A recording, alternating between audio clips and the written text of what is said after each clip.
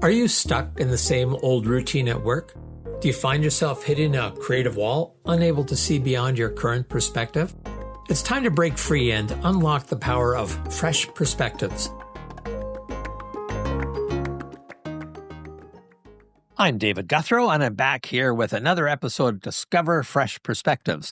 Today, we're going to discover some from Deb Stratas. Deb, welcome. Thank you, and thank you for having me, David. Truly my pleasure. So Deb, we've known of each other for decades. It's kind of painful to say that. We have. Never worked directly together, but our paths have crossed. And way back then, you were working for IBM Canada. So just before we get into the topic of today, because I think that just about everyone that I talk to is doing what they do because they love it, doesn't necessarily have anything to do with anything they've done before. And I think that's certainly the case with you. So maybe just a quick little snapshot of your work at IBM. Then we'll talk about this transition to something totally different. Sure. So I worked for IBM for 41 years, IBM Canada, and retired in 2019 and did a lot of different things. But what was really passionate for me at IBM was learning. So I spent the last 20 years in IBM Learning in management development, firstly as a facilitator and then as a designer. So by the time I retired, I had been designing global management development programs for quite a number of years, all different types. I got to do a lot of travel all over the world, which was quite exciting. And it was a great opportunity for creativity and enabling facilitators to help new managers, executives, and so on be better leaders. So that's a pretty solid business background, both from experience a number of years, Deb. So Yeah, today, and I said, so what are you passionate about now, Deb? And let's just so people and just give them a sec to have this sink in and go from there to there. Oh, so what are you passionate about today, and how did you come to that? So I've always been interested in writing, and as a leadership development person, I did a lot of creative writing, case studies and lots of different things for managers. And when I retired, I thought, okay, writing seems an obvious next move for me. And I considered writing a book about leadership or things that I'd learned in the corporate world. And I thought, you know what? No, I want to do something completely different, and I want to write fiction because I've been a lifelong fiction reader, particularly historical fiction. And so I thought I want to write about something that I truly love. And so I started writing historical fiction books actually before I retired, 2017, 2018. And I've got 9 books published to date so far. Wow. Holy smokes. So now I've actually read one of your books, the first of several, and today, what's your particular focus on? What really drives you? What are you passionate about? Why do you want to dive more into it, and then talk about it through your books?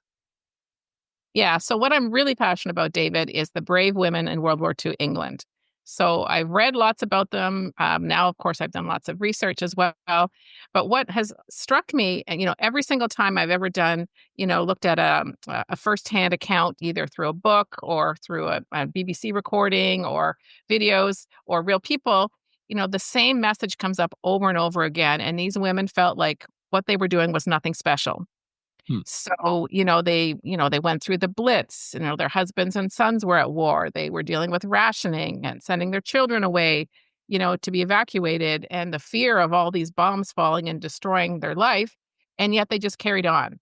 And that's what's really fascinated me, because I think they're heroes, and they never think they were or never thought they were. And so it's important to me to raise up their stories and talk about these, brave women, because most of them are passing out of living history now. And so getting those accounts, the firsthand accounts of what happened, is dwindling and dwindling and dwindling. So I like to do the research to understand certain roles, like, say, for example, the book that you read, which I think was The War Twins of London. You were reading about Tilly as an ambulance driver. And so, I read the research and then I create these stories about fictional women and what they did. So I'm curious, how do you research that? What are some of the different ways you go about finding this out? Because I know you want to have your fiction rooted in things that have actually gone on. So it's not I do. fictitious so much, but it's rooted in reality. So how do you find that out? So the good news and the bad news is that there's lots of stuff about World War II.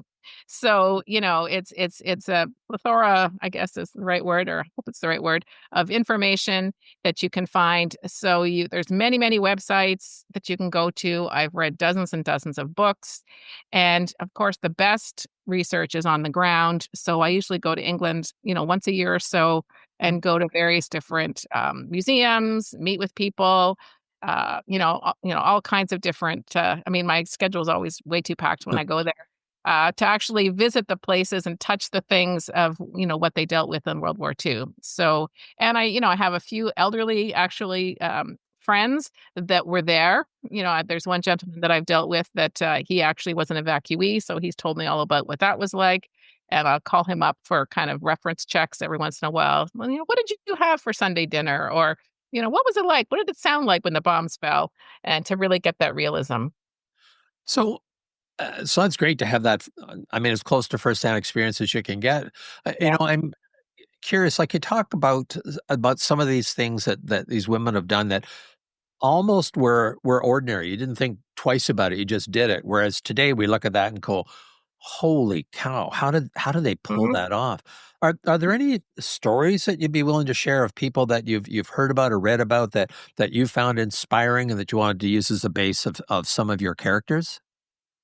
I mean, there's just so many. I mean, if you look at kind of the home front, you've got these, women that, as I said, their husbands and sons and brothers were, all off at war. They're looking after children. They're hiding in their Anderson shelter at night, and the bombs are coming down. They wake up in the morning, open the door, and their house is gone. Wow. It's been blown up.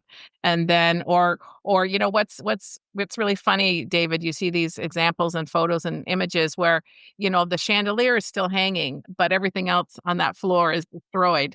Or the kitchen table is upside down in the bedroom upstairs. So the bombs would do these crazy things, and you'd be looking at the side of the street like a gaping hole, looking almost like a dollhouse of, things hanging from the roofs and so on.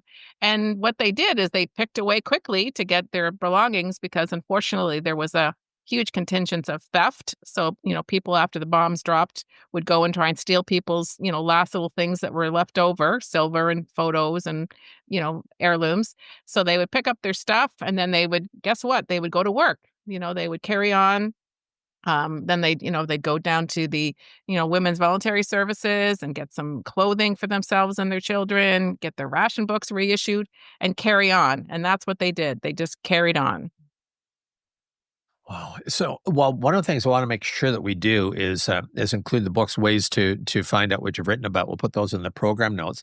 I can't help but wonder what the parallel is for what people are going through, what families have been going through in Gaza and Ukraine, and Mhm. just how similar that must be for what people are going through even today.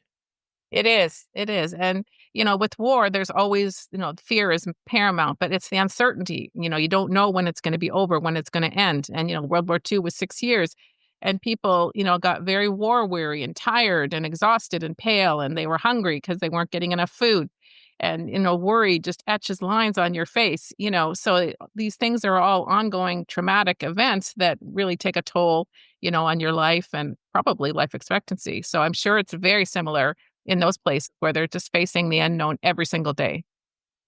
So, and I think about that often, and we're so distant from it. And what you see or read, either see on TV, read in the media, and things like that. It's and until you've actually been there, it's hard to imagine. I think bringing forward people's stories helps give folks another lens to look at this through.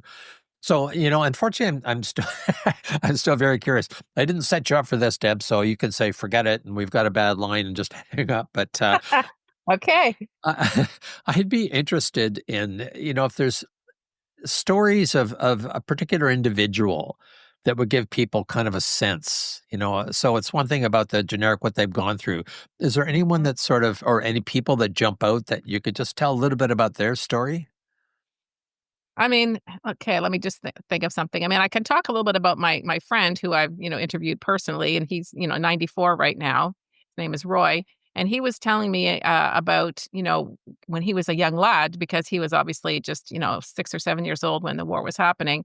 And after the bombs dropped and the all clear sounded, he would go out looking for shrapnel. And, one time he was, walking along the street, little boy, excited, trying to find, souvenirs and so on. And he looked up in the tree and he saw a dead person hanging from the tree that had, been blown up or something. He didn't know what had happened to them. But that image still stuck with him, 94 or whatever number of years later.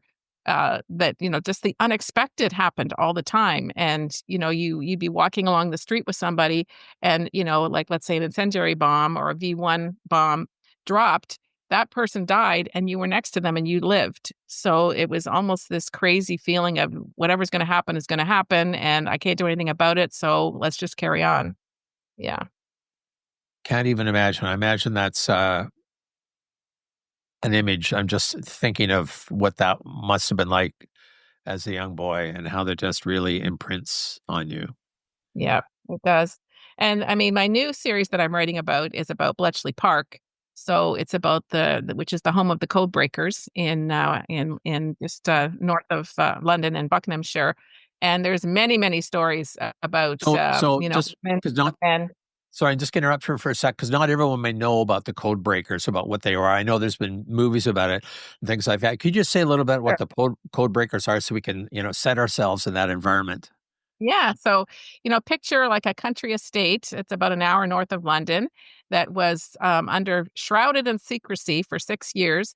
And that's where men, but mostly women, probably about 80, 90% women. By the end of the war, there was about 9,000 people that worked there. And what they did is they took in all the messages of the Germans at the time, the enemy, that were brought in through Y stations all around England and from overseas. So, picture somebody with a headset on, listening to German frequencies, trying to get the messages which were saying what the next attack was going to be, where this U-boat was going, what the next air attack was going to be. They would then pass that through to Bletchley Park.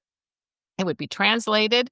And then the analysts there, people like Alan Turing, who some people may be familiar with, very brilliant minds, would analyze these. What did that mean? And then send the intelligence either to MI5 or directly to, say, Winston Churchill's office, the prime minister, to try to have the Royal Air Force and the Royal Navy and the Army be one step ahead of the Germans, so that when the Germans were planning to attack somewhere, the RAF would actually bomb them first.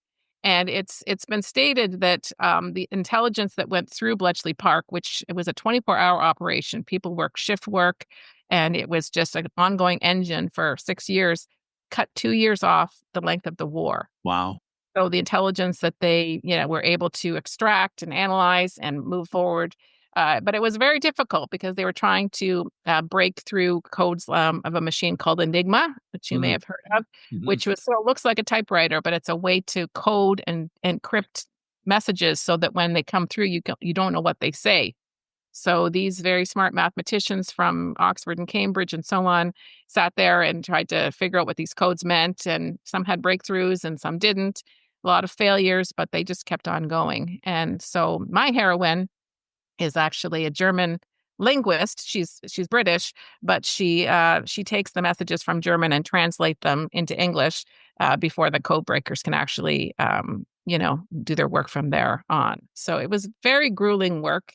And one of the things that I'm trying to highlight, which I don't think has been highlighted enough, is the mental health toll that this kind of work took on people, because they could never speak about it ever. They had to sign the Official Secrets Act, some of them under pain of, being shot or being in prison for life, treason, all kinds of fear. And remember, a lot of these, especially the women, were young women, David. They were 18, 17, 19 years old.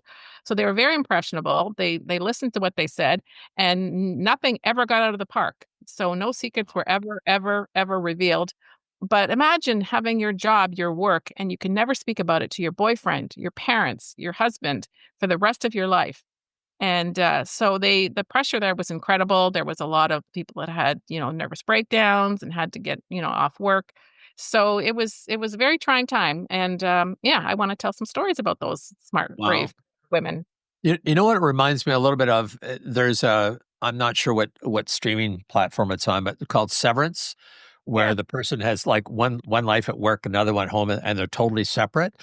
Except very similar. Yeah. right, except here they didn't have that separation. They're aware of the difference, but couldn't No. talk about it. How difficult that must have been.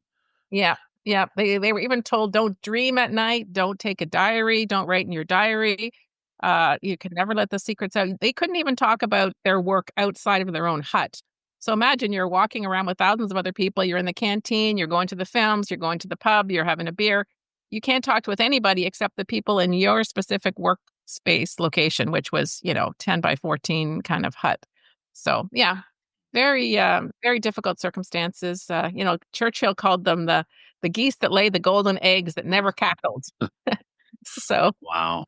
that was very true. Well, and I'm just thinking about the isolation that so many people went through in Hmm. COVID-19, and this would be 10 times worse. And also the criticality of the mission. Like, talk about the Yeah. the importance of it, not being able to share that. I can't even imagine what that would have Hmm. been like. Yeah, and the importance of getting it right. Yeah. No errors.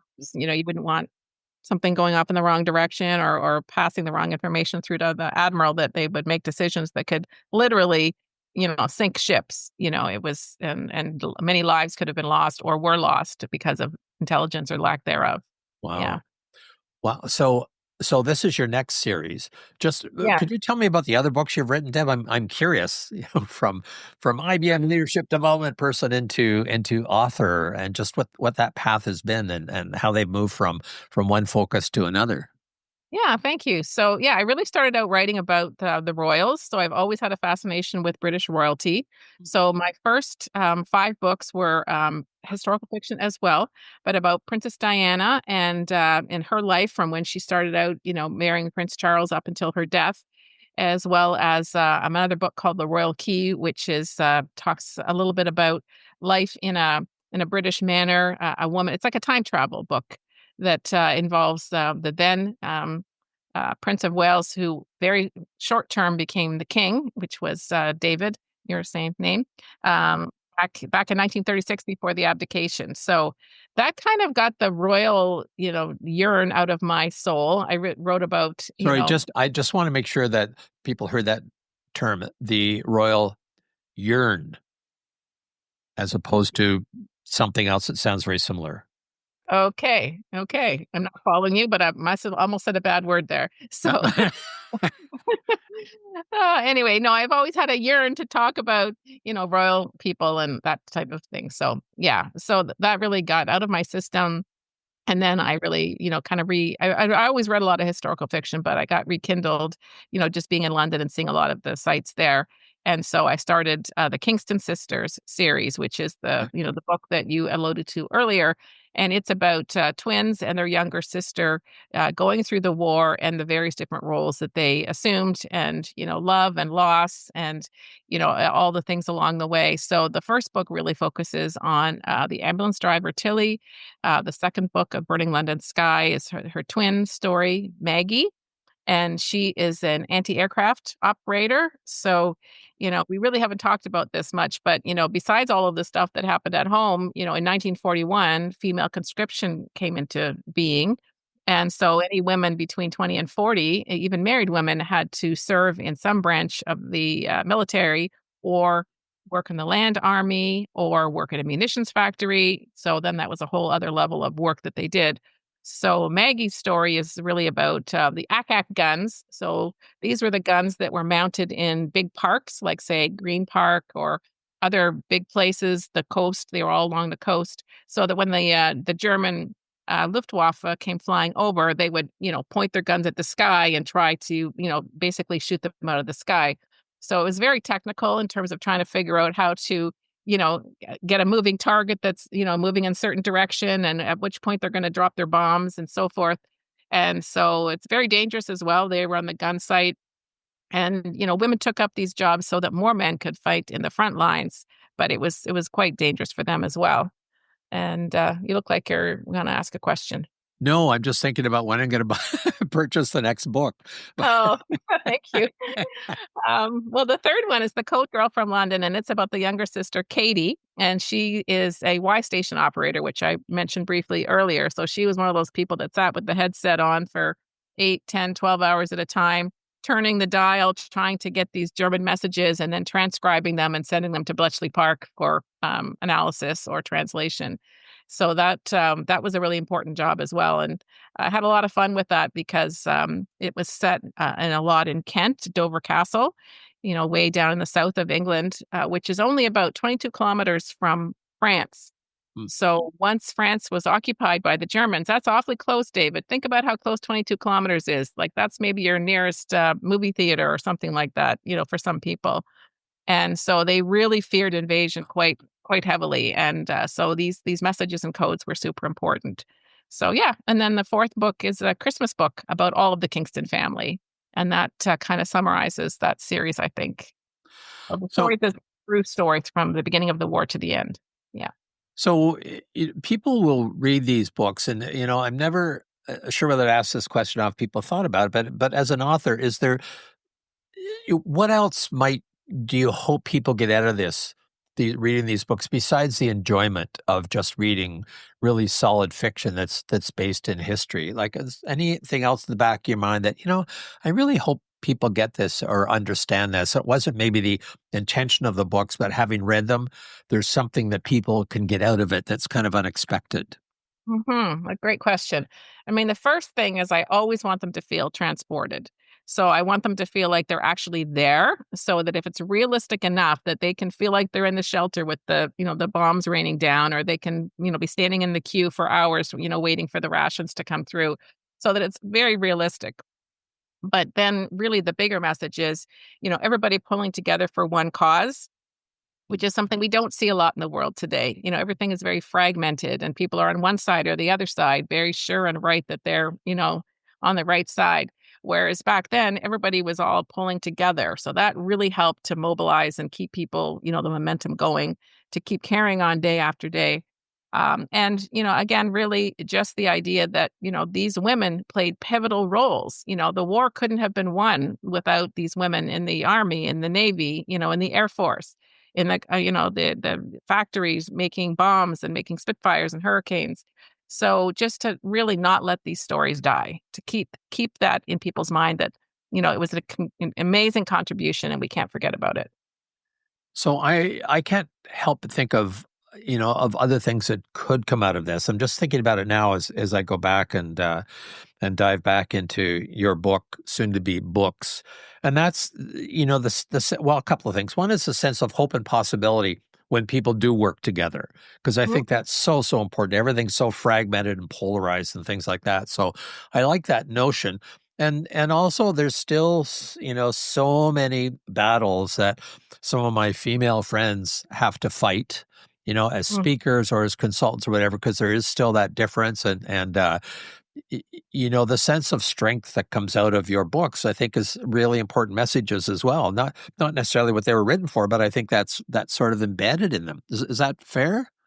I think it is, and I appreciate you saying that. I think that's very true. That was really the beginning of seeing women as equals Mhm. in some ways. They didn't get equal pay for quite a long time, but they were put in, very serious roles. And in many cases, people thought they couldn't do it and they did better than the men, So there was a lot of surprising facts that happened, when they put these women on the ACAC gun sites, for example, or, they used to ferry the airplanes around, England, lots of different jobs that they didn't think women could do. And they actually did them fine, better than fine.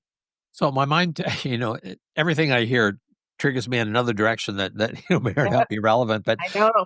what it reminds me of, I used to do some work with diamond mine in the Northwest Territories. Mm. And so they're, these whomping big trucks that are, largely controlled by just a joystick. And they actually found that the women were much better at it Mhm. right? For driving these big, huge trucks. And you send these trucks, and we're talking big, like, about 5 people tall sort of thing. The wheels are twice as big as I am. And that, yeah, there's other capabilities there that need to be recognized, and not just wait until a man can't do it, but actually look at what the strengths are, the fine motor control. And and I'm just totally making up this next part, but I can imagine some guys tend to be a little butt-headed on occasion. No one I know, of course, but I've heard about these things, and I can imagine them. Tantrum people. Yes. I can imagine them, trying to race these ore trucks, right? Which these guys, I could beat you, which is not a particularly safe thing to do. I don't imagine it ever happened, but that's where my mind went, and that, it's the safety and the attention to detail and some of those strengths there. And I think that actually came through in some of what you're talking about Mhm. around some of the roles that these women take. Just Yeah, absolutely. And just, the ability to concentrate, for these long, long shifts. The fact that most of them were younger women, so they didn't have the obligations at home, okay. really able to be immersed in this.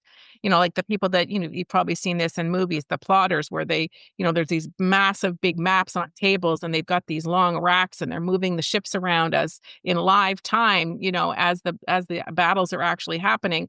Like that takes a lot of physical strength as well as, moral character to, keep doing that hour after hour. A lot of the jobs that they did were quite boring and dull, and they're not all exciting fun things, but they had to be done. You look at the women in the munitions factories. I don't know if you've ever heard of the Canary Girls, but their skin turned yellow because they were working with like live TNT every day. And even some of their babies came out yellow when, after they were pregnant and gave birth. So a lot of sacrifice as well, personal health and sacrifice that these women made mostly uncomplainingly. And, they built aircraft that, went up in the air and shot down planes. So who would have thought 5 years earlier that those kind of jobs could be done by women? But they were. Wow. So I'm looking forward to more reading your books, but I'm curious. There may be authors that are on here, people that are thinking about being an author. And you said your first book came out when, Deb? 29 2017, 2017. And so it's 7 years later, and you're working on your ninth book now, 10th book. 10th book. Like, to me, that's mind boggling, because I struggle to write a paragraph, for crying out loud. Easy. Yeah, So it's not easy. could you just maybe talk about, like, how long does what's the process of writing a book, and how do you get 10 books out in such, what to me feels like a short period of time? Well, thank you. Yeah, I mean, it's very much of an ebb and flow kind of thing. So, obviously, the best advice I ever give to aspiring writers is write about something that you really love, because you're going to be talking about it, thinking about it, reading about it, writing about it, researching it for years to come. So you have to really have a passion, for whatever the subject matter is. Don't just, write something like a corporate book like I had originally thought of. It's got to be something you really care about. For me, because I've now done so much research on World War II, I'm pretty good at, like, I know the timelines, I know the big battles, I know the big milestones. So that part of it, is pretty set in my mind. But when I decide on what a character's job is going to be, then I have to dig and do a lot more research. Like, for example, I've been to Bletchley Park a couple of times now for this new book. And, I'd love to go again. I'm watching their videos all the time, and I've been to, conferences and virtual things. And so, you really have to know your subject matter. And then the actual writing process for me is kind of short. I mean, I do outlines and, character maps and, all kinds of, back room type of stuff to keep me on track. But it only takes me usually about 4 months or so to actually write the first draft. But, that's again just the beginning. So, the editing is then another couple of months at least. You have to edit it, probably 20, 30 times. Wow. And then, the publisher, yeah, because, like I'll edit one time just for dates. Like I'll go through the whole book and make sure all the dates match and line up. I'll go through one time through just to make sure that, the language, there's nothing thrown in there that sounds like it's from, 2025. I'm trying to make it sound British. So there's many, many different iterations before the publisher then takes it over, and then they do their editing and formatting and, with the cover design, the title before it gets published. So from start to finish, it's probably, um, 8 months, maybe 8, 9 months, which is actually pretty fast. Sometimes it takes a year to 2 years to publish one book, but people love the series and they always are asking for more. So, I usually take a little break in between because my mind just kind of needs just to, rest a little bit. And then I want to get on to the next story. And so are you a serial author, like one book, one book, one book, or do you have multiples going at the same time or? No, I one book at a time. But I know, like in this case, I know the outline of the whole series. So I know what's going to happen to certain characters, and I might put little hints and so forth in, but I couldn't even imagine David writing more than one book at a time. It's hard enough as it is. It's funny. It never seems to get any easier. I talk to my writer friends about this all the time. You think, oh, it's going to get easier. But putting pen to paper and, especially with fiction, because you're making it all up, it's not easy, but it's very rewarding. I love it. So one of the ways I measure the success of this podcast is if my guest has a good experience, I have a good experience. I learn about my guest and their topic, and I learn about myself. And one of the things I'm learning about myself is I'm somewhat envious of the following that as a facilitator, I go across a broad range of industries. I just kind of dance across the surface. I'm not a deep content kind of person, and sometimes I miss that. And so what I really maybe envy is too strong a word, but that you've immersed yourself in something and sort of Mhm. surrounded yourself in it. And I'm just wondering, like that to me would feel so good if I was willing to immerse myself totally in something, absorb it, and then put it back out. So that's my learning about me for today. Good, good. I was just going to say, just to kind of punctuate that point, when I was first writing the Kingston book series, if I heard an airplane, like if I was walking outside, I'd kind of like half duck because I was so immersed in World War II, thinking, oh no, that's a Dornier or some kind of a German plane coming overhead. So, you definitely do get very obsessed, I'd say is a bit strong, but immersed, absolutely. Yeah. Yeah, I think that's wonderful. And but Deb, I'd like to thank you very so much. I speak for a living. I just don't speak very well. So thank you very much for being my guest here today. Because it's a different perspective than I've had before about the process of writing, about going deep, about exploring something about the role that women have played, sort of the heroic efforts that didn't feel like they were heroic at the time, but looking back, they sure will. I think it's absolutely been fabulous for me, and I'm sure for my listeners as well. So thank you so much for being here, Deb Stratas. Well, thank you very much. And if anybody wants to know more, they can come to debstratas.com and, learn a bit more about the books. And I really appreciate you having me on today, David. Well, thank you. And I'll make sure that all that information goes in the program notes. So this has been David Guthrow, another episode of Discover Fresh Perspectives. Come on back next week and let's get some more. Thanks very much for listening.